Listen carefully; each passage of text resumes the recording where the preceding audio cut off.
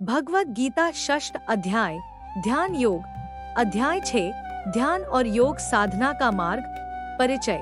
इस अध्याय में श्री कृष्ण ध्यान योग मेडिटेशन की महिमा बताते हैं। वे अर्जुन को समझाते हैं कि सच्चा योगी वही है जो निस्वार्थ भाव से कर्म करता है और ध्यान द्वारा अपने चित्त को स्थिर करता है। अध्याय 6 में मुख्य विषय 1 सच्चे योगी की विशेषताएं, 2 ध्यान की विधि और लाभ, 3 योग में संतुलन का महत्व, 4 पूर्व जन्म के संस्कार और पुनर्जन्म। श्लोक और व्याख्या। 1 सच्चा योगी कौन? श्लोक 1 से 9 श्री कृष्ण बताते हैं कि जो व्यक्ति निस्वार्थ भाव से कर्म करता है वही सच्चा योगी और सन्यासी है। मुख्य श्लोक। अनाश्रिता कर्मफलम कार्य कर्म करोति यः स सन्यासी च योगी च न निरग्निर्न चाक्रिया। अर्थ, जो व्यक्ति कर्म के फल की इच्छा किए बिना अपना कर्तव्य करता है वही सन्यासी और योगी है। केवल कर्म का त्याग कर देना सन्यास नहीं है। भावार्थ, त्याग का अर्थ केवल बाहरी कर्मों को छोड़ना नहीं बल्कि फल की आसक्ति छोड़कर कर्म करना है। 2 ध्यान योग की विधि। श्लोक 10 से 17 श्री कृष्ण बताते हैं कि योगी को एकांत में ध्यान करना चाहिए और अपने चित्त को स्थिर रखना चाहिए। मुख्य श्लोक। शुचौ देशे प्रतिष्ठाप्य स्थिरमासनमात्मना नात्युच्छ्रित नातिनीचं चैलाजिन कुशोत्तरम। अर्थ, योगी को शुद्ध स्थान पर बैठकर न अधिक ऊंचा और न अधिक नीचा आसन लगाकर ध्यान करना चाहिए। भावार्थ, ध्यान के लिए उचित स्थान और स्थिति आवश्यक है। 3 योग में संतुलन आवश्यक। श्लोक 16 से 23 श्री कृष्ण कहते हैं कि अत्यधिक भोग या कठोर तपस्या दोनों ही योग के लिए बाधक हैं। मुख्य श्लोक। युक्ताहार विहारस्य युक्त चेष्टस्य कर्मसु युक्त स्वप्नावबोधस्य योगो भवति दोहखा। अर्थ, जो व्यक्ति संतुलित आहार, व्यवहार, कर्म और निद्रा रखता है वही योग में सफल होता है। भावार्थ, योग में सफलता के लिए संतुलित जीवन शैली जरूरी है। 4 ध्यान का परम लक्ष्य।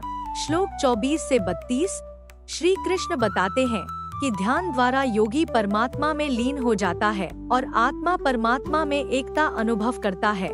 मुख्य श्लोक। सर्वभूतस्थमात्मानं सर्वभूतानि चात्मनि ईक्षते योगयुक्तात्मा सर्वत्र समदर्शनः।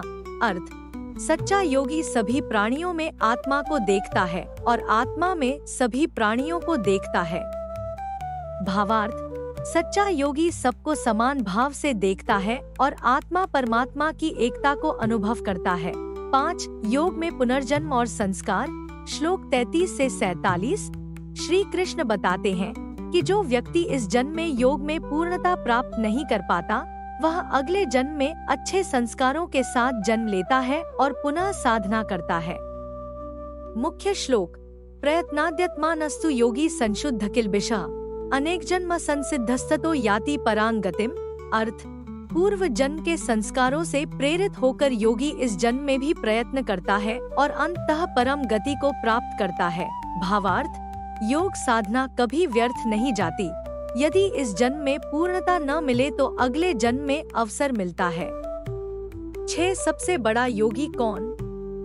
श्लोक 46 से 47 श्री कृष्ण बताते हैं कि योगी सबसे श्रेष्ठ है लेकिन उनमें भी सबसे बड़ा भक्ति योगी है।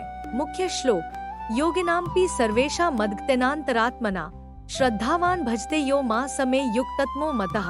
अर्थ, सभी योगियों में वह श्रेष्ठ है जो श्रद्धा और प्रेम पूर्वक मेरे भजन में लीन रहता है। भावार्थ, भक्ति योग सबसे ऊंचा योग है क्योंकि इसमें प्रेम और समर्पण होता है। षष्ठ अध्याय से सीखने योग्य बातें। 1 सच्चा योगी वही है जो निस्वार्थ भाव से कर्म करता है। 2 ध्यान द्वारा मन को स्थिर करना परम आवश्यक है। 3 संतुलित जीवन शैली योग में सफलता के लिए जरूरी है।